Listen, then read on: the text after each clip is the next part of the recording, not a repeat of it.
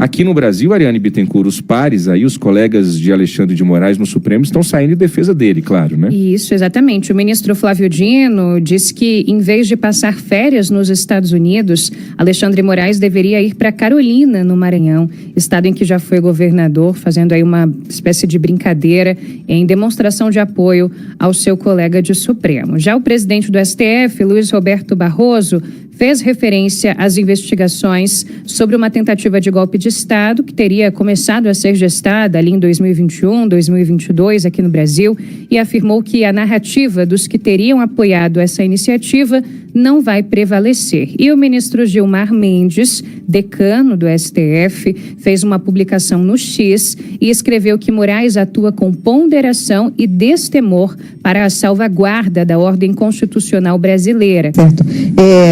De tudo que a senhora leu, já da denúncia, acompanhou, a senhora está falando que é um documento muito consistente.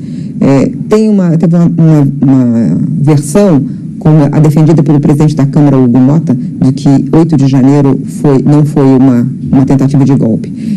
A sua visão, aquele evento de 8 de janeiro está vinculado a todos os outros? É uma tentativa de golpe ali? Eu não tenho a menor dúvida disso. E é espantoso. Não é? Eu acho que, como o presidente Hugo Mota, inclusive, se pronunciou a esse respeito, ele não tinha noção, não é? E nem conhecimento dos fatos que foram expostos na denúncia. Bom dia, senhoras e senhores. Hoje é 1º de março de 2025. São 11 horas da manhã.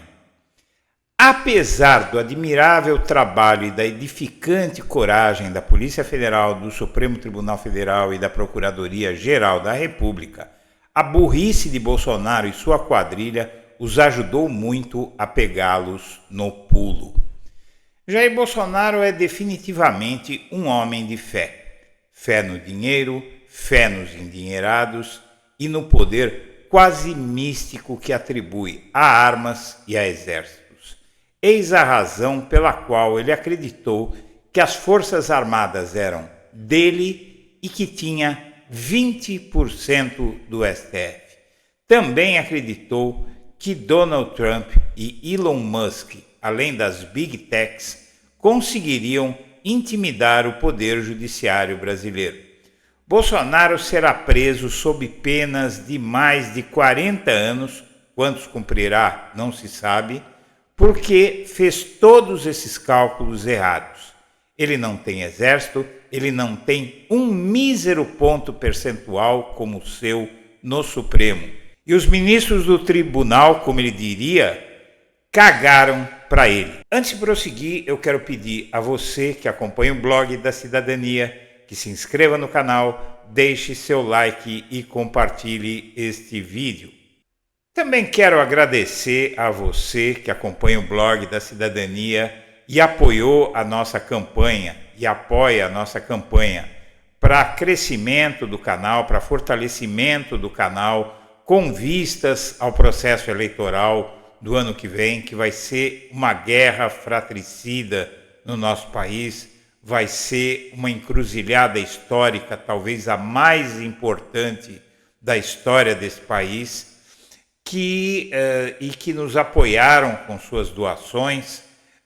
Quero agradecer a todos e quero pedir a você que chega agora ou que ainda não contribuiu, que considere fazer uma doação ao canal para que nós possamos nos organizar, nos fortalecer, montar essa equipe que nós estamos montando para enfrentar o que vem por aí e também para adquirir equipamentos, novos equipamentos mais modernos, até porque os equipamentos atuais são antiquados e é preciso, para fazer um bom trabalho, ter instrumentos para isso.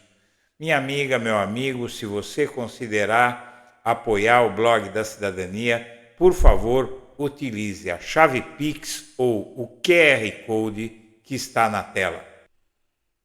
Alexandre deu azar. Ele mexeu com gente muito poderosa, diz Bolsonaro. Para ele, a crise entre o ministro do STF e o governo de Donald Trump tem uma solução. Anistia todo mundo, enterra isso daí. Pois é, como eu disse, ele tem muita fé no poder do dinheiro, no poder das armas, né? E achou que era esse o caminho da intimidação de um tribunal inteiro e, na verdade, do Estado brasileiro, da República Federativa do Brasil. Foi a República Federativa do Brasil que ele tentou colocar debaixo do seu pé, com ameaças. O Bolsonaro, em 2021, em maio de 2021, deu a seguinte declaração em Porto Velho: meu exército, minha marinha, minha aeronáutica. Em discurso, ele voltou a falar em decreto para barrar isolamento social por causa da pandemia de Covid-19. Meu dever como chefe supremo das Forças Armadas é garantir esse direito a vocês de se contaminarem e morrerem a centenas de milhares, como ele fez acontecer. Mas ele dizia que, se fosse necessário, usaria o exército dele, a marinha dele, a aeronáutica dele. Bom, além de tudo, em 2021, que foi um ano que ele estava bastante irascível, ele disse que tinha 20% do STF com as indicações de André Mendonça, o terrivelmente evangélico, e Nunes Marques. Será mesmo que isso aconteceu? Bom, primeiro, o Jair acaba de tomar um banho de água fria do STF após ofensiva dos Estados Unidos. Veja só, isso aconteceu ontem, essa notícia pelo menos. Jair Bolsonaro vinha acompanhando com lupa a ofensiva do governo dos Estados Unidos contra o judiciário brasileiro, em especial contra Alexandre de Moraes. O deputado federal Eduardo Bolsonaro é um dos principais estimuladores das autoridades americanas na investida contra o Supremo. A pressão da gestão Trump sobre Moraes e a própria Suprema Corte se converteram na última esperança de Bolsonaro de não ter uma condenação acachapante.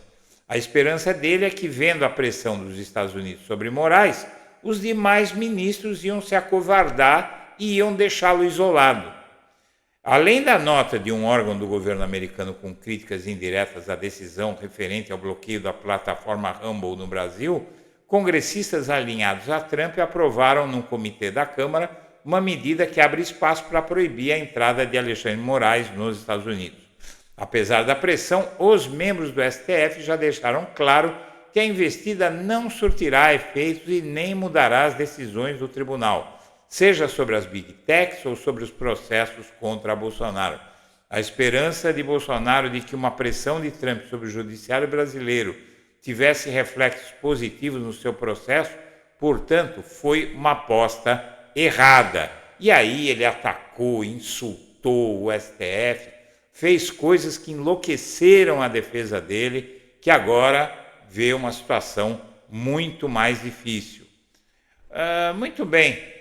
E o exército é dele? Será mesmo que o exército é dele? A nova presidente do Superior Tribunal Militar, essa senhora que você ouviu falar que o 8 de janeiro foi golpe, ela é a nova presidente e a primeira mulher a presidir o STM, avalia que Bolsonaro usou as Forças Armadas e prejudicou a credibilidade da instituição. Maria Elizabeth Rocha pondera que, embora o ex-presidente tenha se valido desse apoio, alguns oficiais de fato se beneficiaram e muito do protagonismo que auferiram no governo de Bolsonaro. Eleita presidente do STM, a ministra Maria Elizabeth Rocha criticou na noite de sexta-feira a passagem de Bolsonaro pelo Palácio Planalto, ao afirmar que as Forças Armadas foram usadas por ele. Na avaliação da magistrada, a movimentação que ocorreu, pois o antigo chefe do Executivo não tinha uma base parlamentar de apoio que pudesse indicar para cargos do alto escalão, e ele usou o Exército numa tentativa de intimidar o país. Muito bem, mas agora o percentual dele no STF, pelo menos nesse momento, caiu a 10%, porque metade dos 20% que ele tinha, acaba de acompanhar Gilmar Mendes e reforçar a maioria em julgamento no STF que amplia o foro privilegiado. Sabe o que é que o Nunes Marques fez? Era previsível que isso acontecesse com ele e vamos ver como vai ser com o André Mendonça. Já há muita gente que aposta que o Nunes Marques, se for para o plenário o processo do Bolsonaro, que o Nunes Marques ele vai ter que votar contra o Bolsonaro, vai ter que condenar também o Bolsonaro. Por quê? Porque Nunes Marques é jovem. André Mendonça é mais jovem ainda. Eles vão ficar décadas no Supremo Tribunal Federal. É lá que eles precisam construir um clima favorável à permanência deles naquele tribunal, e eles, os indicados, não devem mais nada a ninguém.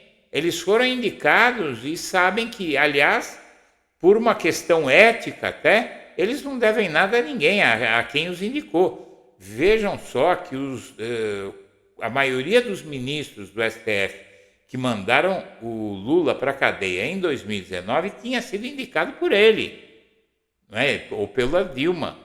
Então, realmente não existe isso dele querer que fiquem votando a favor dele, decidindo a favor dele e dos amigos dele só porque ele os indicou. O Nunes Marques já entrou nessa lógica. O terrivelmente evangélico, ele parece que ainda não caiu a ficha. Mas seja como for, o Nunes Marques acaba de aprovar a mudança na jurisprudência do Supremo Tribunal Federal que lhe permite julgar pessoas que tinham foro privilegiado e deixaram o cargo.